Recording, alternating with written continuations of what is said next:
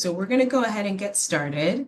Good afternoon. It is great to be here with all of you today. My name is Ruth Abaya. I am Senior Director for Health Systems and CBI Integration at the HVIP and a Senior Clinical Advisor at the Kaiser Permanente Center for Gun Violence Research and Education. I am absolutely thrilled to be having this webinar today. We are here to talk about a piece of work that is near and dear to our hearts and that we have been working on for some time, really addressing ways that we can build patient-centered policies around data sharing in HVIPs and in CBI broadly. So I am actually going to start by handing it to our Executive Director, Fatima Dreyer. Thank you so much, Ruth. My name is Fatima Loren Dreyer. I'm Executive Director of the Health Alliance for Violence Intervention and the Kaiser Permanente Center for Gun Violence Research and Education. I want to just first congratulate the co-authors, Ruth and Laura, for really a remarkable piece, and thank the field for the ways in which you've brought questions about privacy to the fore in our conversations. I think that this link between practice and the kinds of white papers and briefs that give us an opportunity to weigh in on topics of import allow practitioners across the country to do the great work that you do. And I think to do this on the heels of a pretty remarkable new article, of which Ruth is also a co-author, that shows some of the incredible new ways in which we're learning about the effectiveness of HVIPs, demonstrates a 50% reduction or likelihood of reduction in a violent injury for those who have intensive engagement. What we are going to see, I think, is greater interest in HVIPs. And so these sorts of briefs give us a window into how to do this work and sustain this work over time. So I thank all of you. I'm excited for this panel and to hear from people who are doing the work on the ground, our training and technical assistants, leaders who are engaging with you on the ground. I think these sorts of conversations, the intersection of all this work, is precisely why we exist at the HVIP, and to be supported by the Kaiser Permanente Center for Gun Violence Research and Education, why we commit our resources to these sorts of projects. So I'm elated to pass things back to Ruth. Thank you all so much for being here and look forward to the discussion. Thank you so much, Fatima. Wonderful. So I am going to start by introducing my colleague, Lara Cartwright-Smith, who has been my partner in doing this work. We've been working on this, we decided, for about 1.5 years, and we're really thrilled to get to the point of launch. So Lara, I'm actually going to hand it to you to introduce yourself. Great to be here. My name is Lara Cartwright-Smith, as Ruth said. I am an associate professor at George Washington University in the School of Public Health, the Department of Health Policy and Management. I direct the M.P.H in health policy, but my original training is law, and so my academic research focuses on health information policy. So for the last several years, I've done a lot of work at the intersection of sharing health information with social services and public health, with CDC supporting their data modernization initiative under the last administration, and with medical legal partnership looking at the similar issues as with, and now with HVIP, looking at the sharing between healthcare and social services. So it was really wonderful to work on this brief with you, Ruth. Thank you so much. Thank you. All right, if we can put up the slides. We're going to start by giving everyone an overview of why we did this project and what we actually did to get to the conclusions that we found. And we really want to start, we don't want to bury the lead. We want to start by giving you the conclusion. If you were to leave this webinar right now, what is it that you would take home with you? And the bottom line is this: HIPAA is often raised as a barrier to actually implementing life-saving models like HVIPs, but it turns out there's a great deal of discretion and how you share data to promote patient care. And that's really what we want everyone to take away from this body of work. I want to zoom out and talk about what it is we're trying to achieve as practitioners of a CVI model. We are trying to create a coordinated and integrated CVI ecosystem. We understand that those who care for violently injured patients are trying to do work with one another. We're trying to minimize duplication and maximize impact by providing a range of services. Outreach, case management, we want to do data and evaluation to measure what we're doing, policy and funding, supporting services for the patients who are affected by violence, and trauma-informed care are all elements of what the CVI ecosystem tries to achieve. In order to do this well, there's a necessary component of data integration, right? If we're going to have programmatic integration, we need data integration as well. So that's the zoomed out perspective on why this felt like a really important and timely body of work. Next slide. So in conversation with HVIPs around the country, we did a number of interviews, we did a survey of HVIP staff, and we also held a field call in which we went through specific guided cases in which HVIPs may need to share or receive information and talked about how currently HVIPs are addressing that data sharing. And HVIPs use data for a range of things, but the core things that emerged are to identify those who are violently injured and in need of services, to connect patients with the essential community services and supports that we know facilitate healing, and then to support that healing through intensive case management to break the cycles of violence. These were the core elements of why we even need patient data, why it's essential to implement an HVIP with fidelity. Next slide. So there are a few things that we learned from speaking with all of you. One was that the information that HVIPs need to access is how they create meaningful connections and facilitate care. So that's fundamental to doing HVIP work. We also learned that, and you all know this so well, there's a lot of network coordination. Almost no HVIP that we were in contact with provides every single service that their patients and their clients need in-house. So there's a diverse range of public and community-based services that patients need to be connected to. And to be comprehensive in case management, there needs to be some coordination with that broader network. One thing that is central, it's in the center of the slide for a reason, is trust and confidentiality.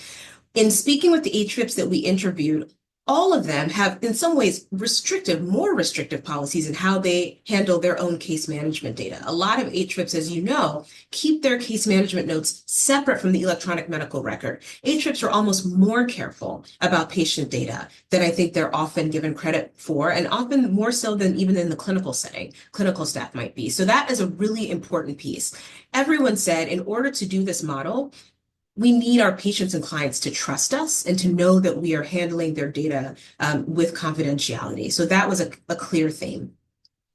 But in order to achieve that, there were highly varied approaches. And so everyone agreed we need data to do this work well. Everyone agreed trust and confidentiality are paramount. But how that was achieved by virtue of MOUs, agreements, the way in which consent is obtained, that was highly variable from HVIP to HVIP. And there was a general sense of agreement that people want clearer guidance. They wanted a sense of what is permitted, what is right, how are we really interpreting this law? We're being given this acronym and being told that it's a barrier. What does that really mean? So that really drove home to us what we had already suspected as we embarked on this project, that we needed to get into this more deeply. And then the other thing that really validated moving into this body of work was that HIPAA was one of the primary things that was cited when there were barriers erected to providing the type of comprehensive patient care that HVIP sought to provide. HIPAA came up all the time, alongside restrictive organizational policies. Next slide. So Lara, I'll hand this to you. Thank you. So I have to say at the outset that this brief and this webinar, they are not legal advice. Everybody's situation is different, as we learned when we talked to you all in the field. But we wanted to outline some of the key principles, key legal principles that are relevant in the context of HVIPs, and sort of outline the areas of discretion that are there and give you a resource that you can take to continue these conversations with different stakeholders. The bottom line is that healthcare providers actually have a lot of flexibility under HIPAA to share information to address health-related social needs than a lot of organizations realize. It's discretionary, not required, so that's where there is a lot of conversation that happens there, but there really is a lot of discretion available.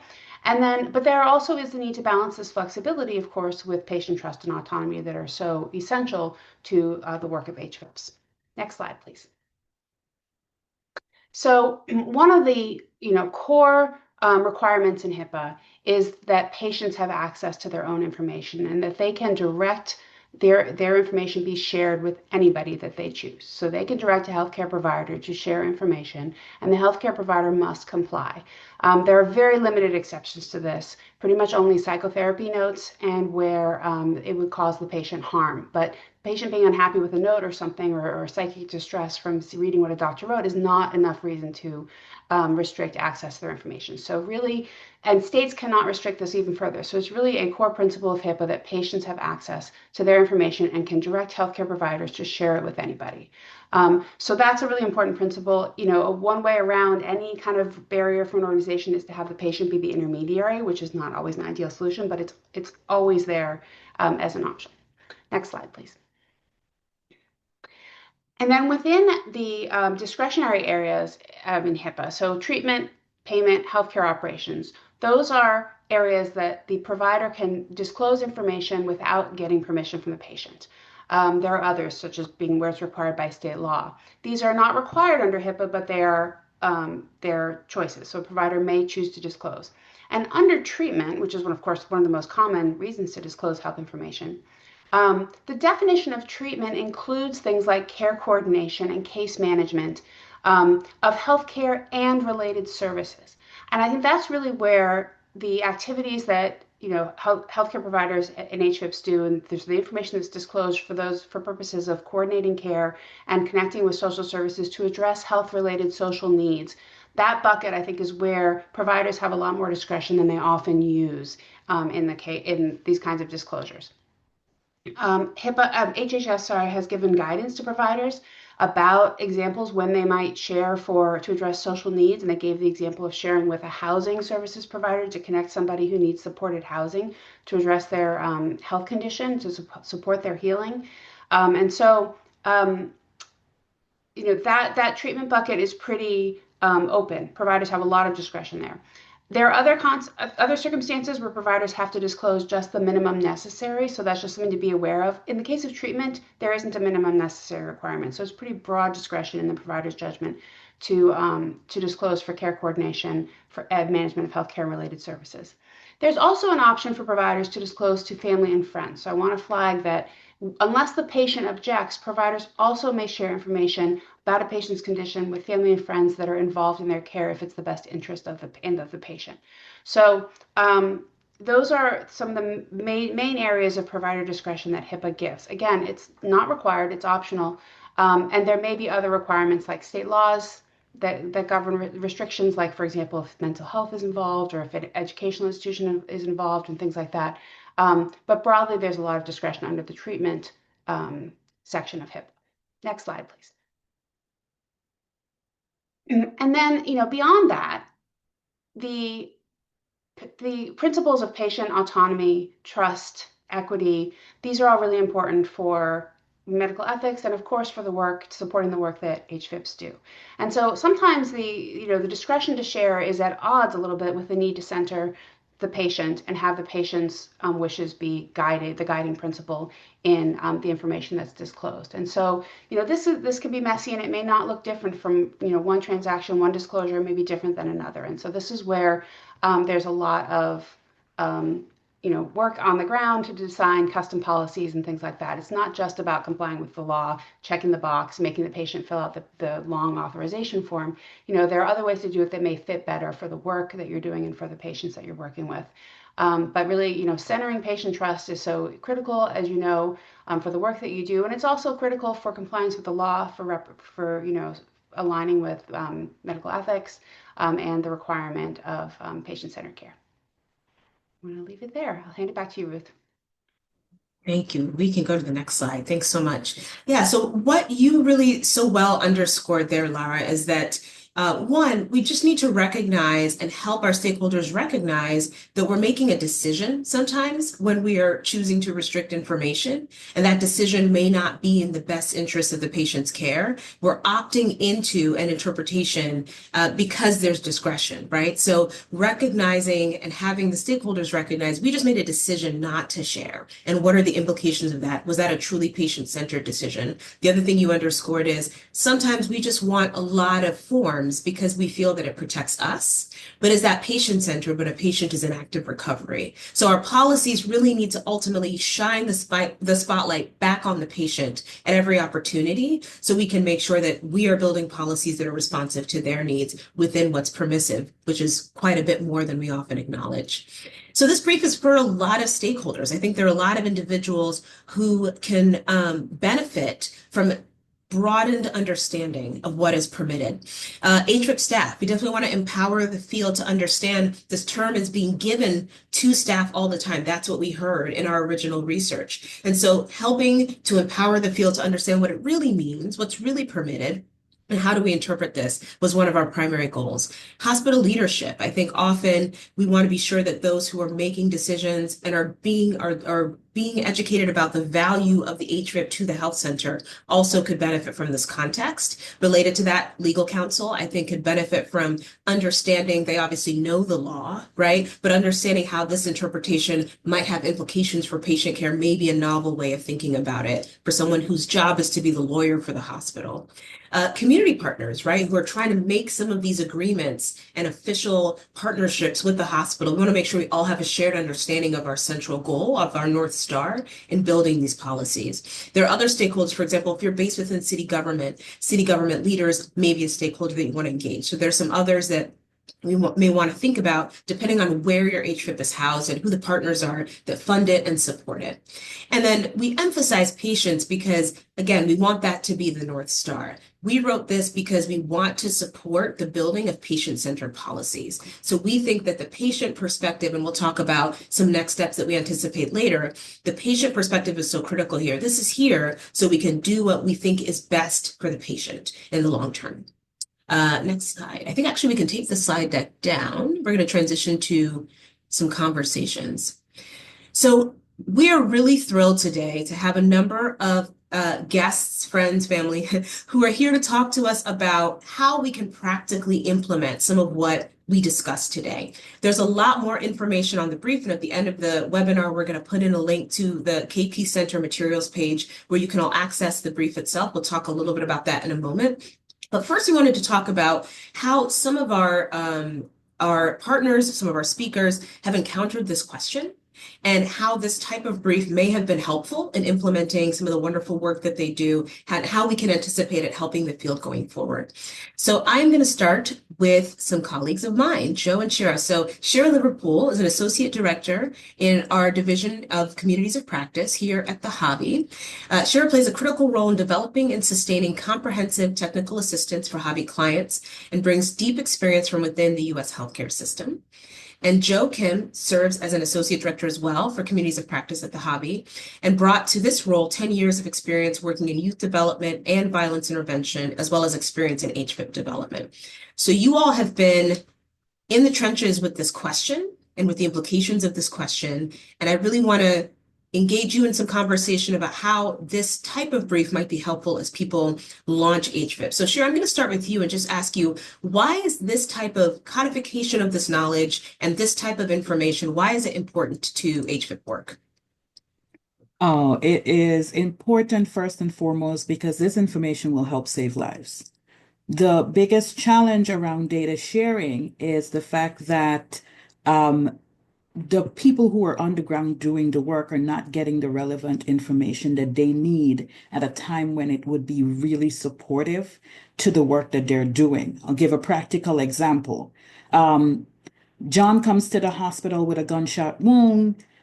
His information is finally shared after he'd been in the hospital for about 3 days with the HVIP staff.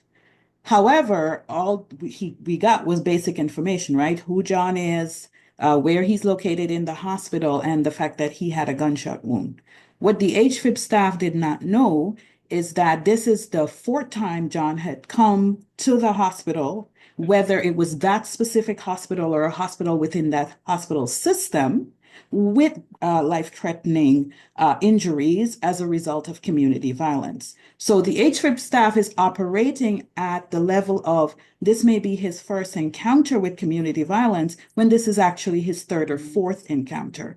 So the intensity, the risk level for John is not identified pretty early, and therefore John cannot get access to the services that he needed to save his life, right? So it's that type of engagement with data sharing that is necessary for the folks on the ground to be able to do the work that is necessary to save participants like John. It is also important because the collaboration of data sharing, many times we encounter hospitals and they're, well, how can the CBO share information with us about what they do for the participants? They never ask how can we share the relevant information with the CBO to get the work done.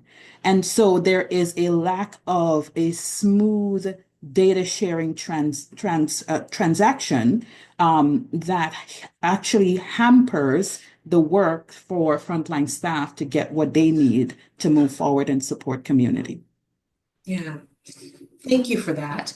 And Joe, you brought up so eloquently in the past how this type of policy or revisiting the way we think about this actually addresses the equity goals of healthcare systems and how we might have very different approaches to how willing we are to share information depending on who the recipient is. I wonder if you could say a little bit more about that. Yeah, totally. And I think building on what Cheryl was just sharing, I think one highlight from this research and finding is it kind of gives healthcare providers the room to do the work that they already have been doing, which is making informed decisions based on, on some about someone's care based on the best possible information and resources that you have available, right? That you make these decisions. With the patient's best interests in mind. And that's kind of what healthcare providers just already do. They're trained to do that. That's best practices of operation. Um, and, I think the opportunity here is that for hospitals that have HVIPs or have community partners that are trusted, linkages to long-term community-based resources can be the best possible option for care. Like that can be the most relevant and viable resource for supporting someone's health and healing and recovery. And that under kind of, this, what this brief I think is highlighting is once that threshold is really met, that information sharing protections and privacy can extend to other care providers, right? So that this network of support can really be coordinated, right? It would be you wouldn't imagine like anesthesia and other kind of hospital departments being fractured in a way that they weren't able to share information so that they can be in the room at the same time and take care of folks how they need to. And the reality is it happens all the time, right? This information actually does happen all the time. I'll pose a hypothetical for you. And I want folks to kind of think about like, would you consider this a HIPAA violation, right? Since there's this kind of all-knowing kind of consuming fear of the HIPAA violation. So imagine you're a staff member working in an emergency department and a staff from an external agency, they happen to be in the lobby when a new patient arrives. And that staff immediately recognizes this patient that just came into your care. So they follow the patient to their exam room because they know them. And while the patient is being treated, the service partner notices that the patient's wallet is on the table. So they open up the wallet and take a photo of their ID because it'll help them start their paperwork faster.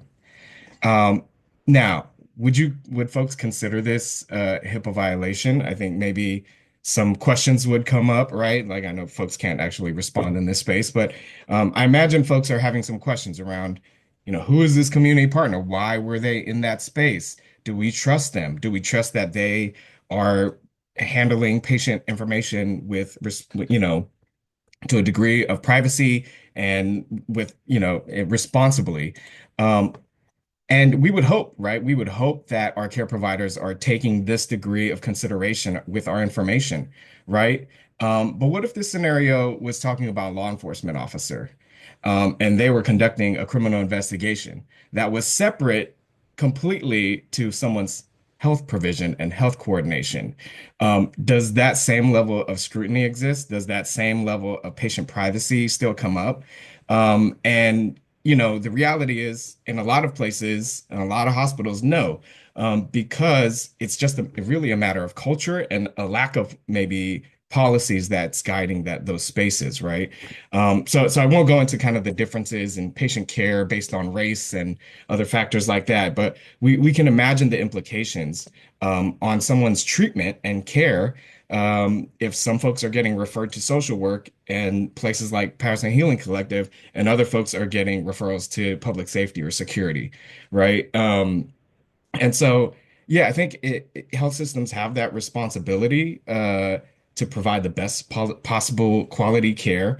And I think that comes with training. And I think it comes with shifting hospital culture to really allow for this type of collaboration, coordination with community partners, again, to achieve the best possible patient-centered outcome. Absolutely. And it just brings to mind a conversation that I feel like we've had before about how changing organizational culture can be about changing the policies, right? Really giving concrete brass tacks to how we do the work of healthcare provision, of service provision. That's how we change the culture. The last thing I'll just ask you both is obviously there are different kinds of HVIPs. We get into this in the brief. You have seen all of the spectrum. You've seen hospital-based, hospital-linked, hybrid programs, and there are different implications for how data is shared. Interestingly, in our survey, even those who were in hospital-based programs and were hospital staff noted that there were sometimes limitations to the data that they could get to provide service to clients and patients. So that's interesting. But I wonder if you could speak to just the importance of thinking about the nuance of your specific model and how that should influence how you approach this. And Shira, I'll start with you. Yeah, the part about even hospital-based programs having restrictions always blows my mind. These are staff that the hospital itself has screened and hired, and still they're saying, "Oh, you can't see this and you can't see that." I think I can give a concrete example of ideally how it would work for HVIPs in Shara's world, right? Because I'm not a big fan of HVIPs documenting in the hospital's EMR beyond we have, this patient was referred to us, we're engaging with the patient, the basic stuff. Is CAVI Brooklyn, the program that I came from, we had read-only access to the patient information. So we can get into the EMR, we can take a look at what's going on with the patient, including treatment plans and history of the patient and all of that. And that allows us to be able to center our case management around what is happening, right? If we know a patient is scheduled for surgery, then we're not going to show up at the time when they're going to surgery to work with them. We already know this. So when you are thinking about data sharing and information sharing for HVIP, regardless of your program, think about the things that make you do the work in a way that is collaborative, right?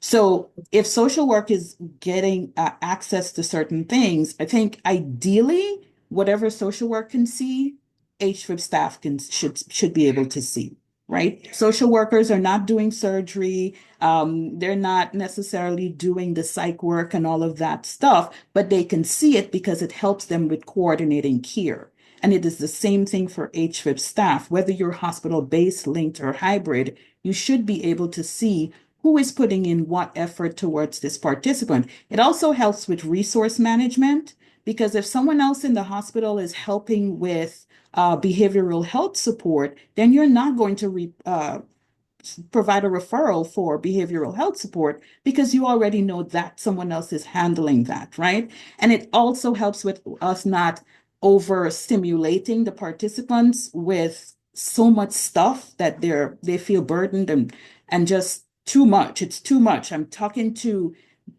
4 people about the same exact thing, right? That's a personal experience I've encountered, not even while dealing with this level of trauma.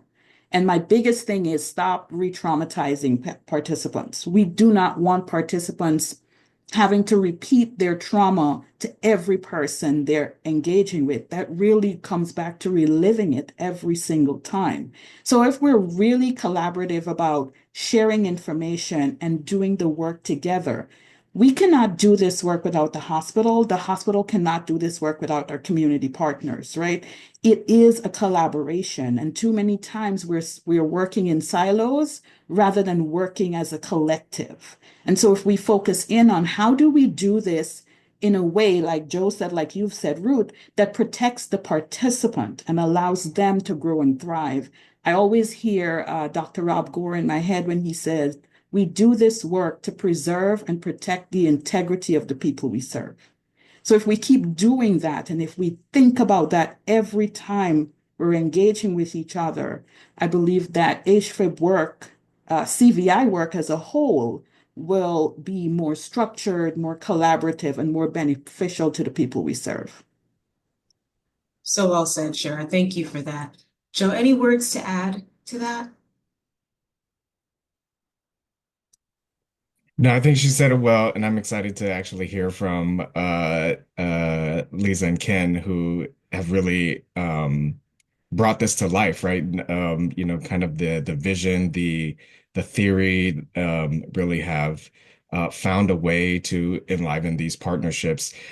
One quick thing I'll say is that trust piece that is so critical with patients also has to exist between partners, and that trust needs to be fostered, right? I see the relationship, or I've heard about the relationship that Ken and Lisa have really worked to establish, and that was the hospital really kind of going out of their comfort zone. Because I hear so many hospital partners say, like we love working with this community partner, but we don't really trust that their data infrastructure is set up in it's like it keeps going into that. We're not really sure kind of what they're doing on the back end with terms of service delivery. Like, then you should work to build that trust. Then hospitals should work to have a deeper understanding of what services their community partners are offering, what they can and can't provide, so that you're making kind of referrals that are also informed by the level of trust that you've been able to build with this relationship. So that's it. I'll leave it there. That's wonderful. Thank you so much. Shara and Joe, thank you both for sharing your expertise with us. We wanted to invite, as you said, Lisa and Ken here today, because we want to ground the conversation in what is possible, what's actually been done, a successful experience in a health center to create patient-centered policies. And so we're really grateful to you both for joining us today. Dr. Lisa Chowdhury is the Executive Director of Reimagining Justice and the Patterson Healing Collective, a nationally recognized hospital-based violence intervention program in partnership with St. Joseph's University Medical Center, or St. Joe's. A respected leader in community violence intervention, Dr. Chowdhury has built PHC into a model of public safety and community healing that provides trauma-informed crisis response, case management, and advocacy for survivors. And Mr. Kenneth Morris serves as the Vice President of External Affairs at St. Joseph's Health, responsible for overseeing external relations across the system's campuses. In his role, he manages multiple initiatives, including the hospital-based violence intervention program. And over his 45-year career at St. Joe's, Ken has shown an unwavering commitment to addressing social determinants of health.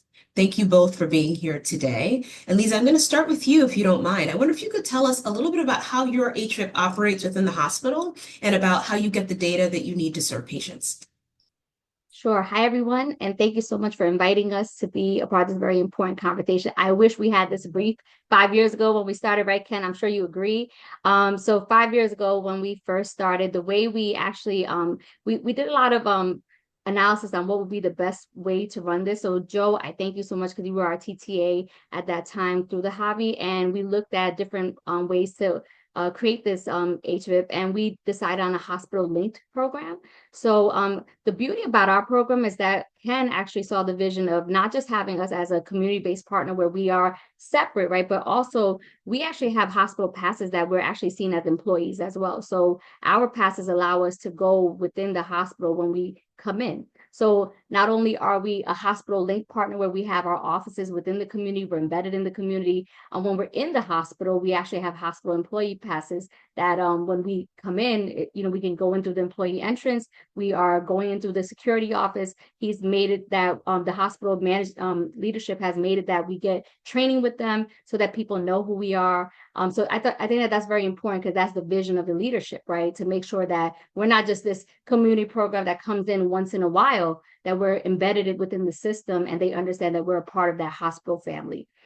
So that's one thing, that not only are we that hospital link type of program, we're also embedded within the hospital and within the infrastructure of how emergency response is done. The second thing is, as far as how our program works, is that we also have a 24/7 hotline that the emergency room has. So as soon as somebody gets shot, any type of penetrating wound happens, their emergency hotline is called through the emergency room. So they have a operator right there that the nurse, the charge nurse calls, and we get that call right away. And then we have a response team that responds within the first 2 hours. We try our best. Now we've learned, right, best practices. It might not be in the best interest to go right away because that person might be in the OR. Like you said, we're more learning about being patient-centered. We don't want to inundate them with more information, right? So we're learning more and more because that we've created more best practices. So that's essentially how our program works, that the hospital initiates the contact. We have a 24/7 hotline. And not only are we hospital linked, but we're also embedded within the hospital infrastructure.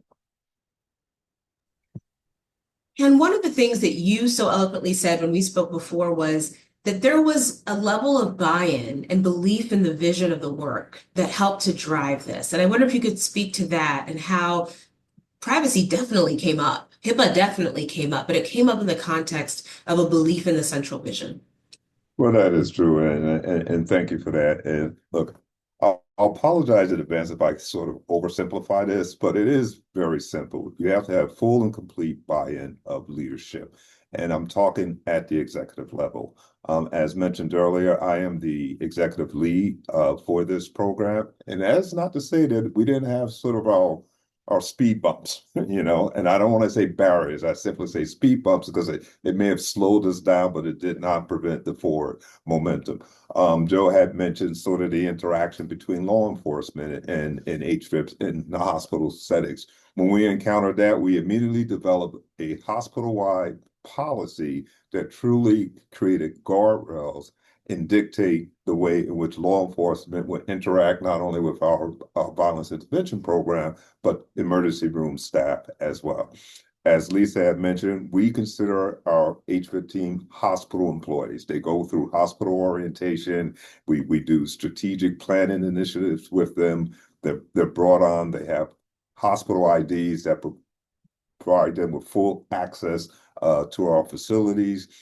We have a process set up where the patient is engaged, and if the patient wants to participate in the program, we do require the patient to sign a HIPAA form, right, to remove any types of barriers that may be put in place, right? We also have monthly meetings, and during these monthly meetings, we address any other concerns that may have come up with providing patient care or anything like that, and then immediately begin to address that. And if we have to, we'll address it at the policy level by implementing a policy so everyone truly understands the interaction between our violence intervention program and the hospital team.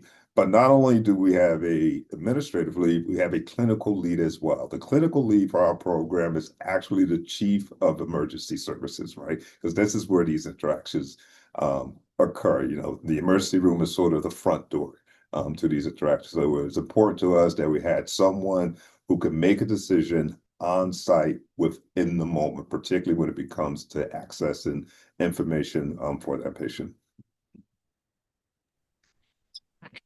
Really appreciate that, because what I hear you saying is we ultimately build a process that brings in all of the stakeholders we had on that slide from the beginning, including having a hospital-linked program have the same training around privacy, HIPAA, and other things that everyone else has. So there's a shared understanding of what we do with patient data once it leaves a HIPAA-covered entity. And Lisa, I'm wondering if you could comment on what it would look like to try to do this work if you couldn't get the information about the patient and about their needs. So I just want to be transparent. In the beginning, it was like that, right? That was difficult. I think anytime you launch something new, there's a culture shift, right? And it was difficult because we had this, huge ambition of, we're going to start this HVIP, but nobody understood what an HVIP was. They didn't even understand who we were. We came in with these orange hoodies and they're like, all right, well, who are you guys? What's your training? What's your background? Do you have any training? Who are you people, right? But the thing is, what's interesting is that the patients knew who we were and they were asking for us, right? Like as soon as somebody saw a Casey Melvin or even me, because I was a juvenile probation officer for 10 years, oh, Miss Chattery, you know what I mean? They would ask for us. And then the hospital staff or maybe even law enforcement was there, like, who are you guys? You know what I mean? At one point, we were being seen as somebody that was obstructing justice, right? So we had to really define our role. And we had to do before, you guys have a brief now, but we really had to do research.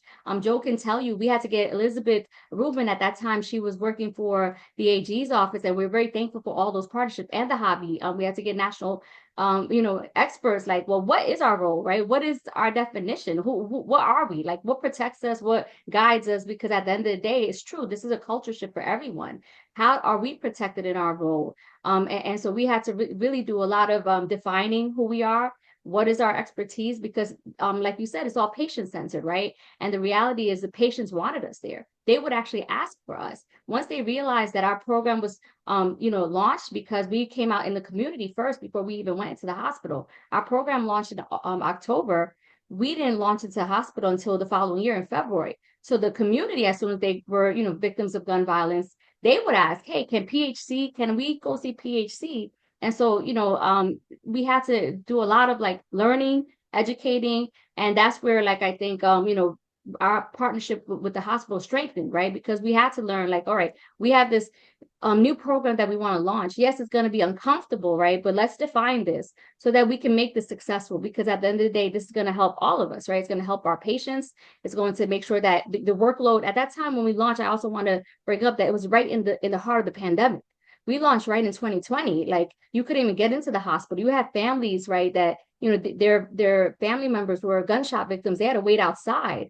So we had to do crowd control too, right? You have people, there's like 20 people, family members, they can't get in the hospital because there was limitations of who could get in. So you have 20 people outside upset, angry. So you needed our support, right? Because us as community members, we knew those people. We knew how to calm them down. We knew how to make sure that the retaliation wasn't happening. That was key for everyone, law enforcement, hospital personnel. So that collaboration mattered, and it mattered that we defined it and created those policies and procedures, because we had to work as a community to make sure that, because gun violence was spiking, so we couldn't get away from that fact either, right? COVID was spiking, so patients were the hospital be inundated not only with COVID but also with gun violence. So we had to come up with all these different strategies to make sure that we were working cohesively together and understanding that we weren't there to cause a nuisance, right? We were there to support them, and we wanted them to see us as a tool, like almost like a new tool that they can utilize. Absolutely. Ken, my last question for you is, if you were to rewind back several years, obviously now we do have this brief, and hopefully this is responsive to some needs in the field, but anything that you would advise as a person who's in the executive level and supporting this type of work for someone who's in another institution, how do you start these conversations? Well, I think you have to begin starting a conversation with right? I mean, what made it real easy to sell the hobby within our institution is that they had demonstrated that they had reduced the incidence of gun violence within our community, right? And if you begin to look at that and then look at the associated costs that we were incurring as an institution, and how you link that reduction to a reduction in overall cost as a safety net provider within a community, that's the third poorest sort of municipality in the state of New Jersey, it's critically important that we control those types of costs. So when you are able to link those costs, right, to positive outcomes, it makes it much easier to sell a program to executive leadership. And we were able to do that, right? Now, that is not to say we didn't put things in place. We have business association agreements with our hobby. We have memorandums of understanding and everything like that, right? Just to make the legal folks sort of happy. And so, but the fact that when we started bringing them on as employees initially, right, we were able to sort of kind of, I don't want to say circumvent some of those processes, right? But it just made those processes a little bit more streamlined to ensure that our hobby had the information that they needed, right, to effectuate some of the programs that they were doing within the institution. Right? If I had to do things differently, I would have brought in local law enforcement and our hospital-based violence intervention program and hospital leadership in the room right from the very beginning, right? To really begin to set the groundwork on how all entities were going to interact with each other. Because what we found by not doing that, we were being reactionary to a lot of things that were happening, which prevented the patient from being the focus of the work that we were doing, right? So I would have did that right from the very beginning. Yeah, I think that's great advice. And I mean, from all of you, there's a multi-pronged approach. I think knowledge is power. So making sure that all the stakeholders know the facts on the ground, understand the right interpretation. Hopefully the brief answers that. There's sharing a vision, understanding that we all are trying to get to a central purpose and defining that and having a shared definition of that. There's a spirit of collaboration with a number of stakeholders, clinical staff, HVIP staff, et cetera. All of that needs to be integrated if you're going to implement something like this from the beginning and have it be patient-centered. So we are so appreciative of the work that you're doing, of the example that you set, the ways that you navigated these challenges, the way you decided we're going to get to yes for our patients, and that's going to be our North Star, is really powerful. So thank you for taking the time to share that with us. So we're going to talk a little bit about where we hope to go from here. We can actually put the slide deck back up. We're just going to share a couple next steps. And Lara, I will kick it to you. And then we're going to have a little bit of time for Q&A after that.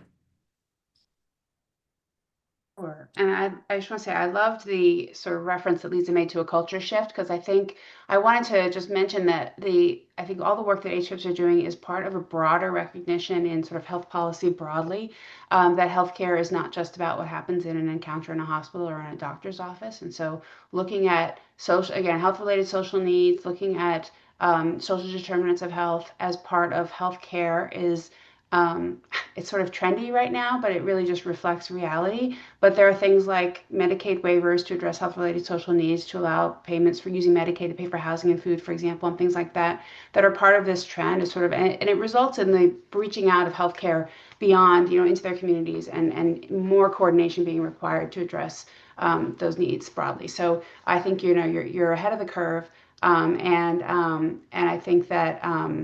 Hopefully this will help support the ongoing work, but I think it's certainly part of a change in how healthcare is operating, which I think the policies and the laws are trying to catch up with. Things like HIPAA are really outdated in this context. But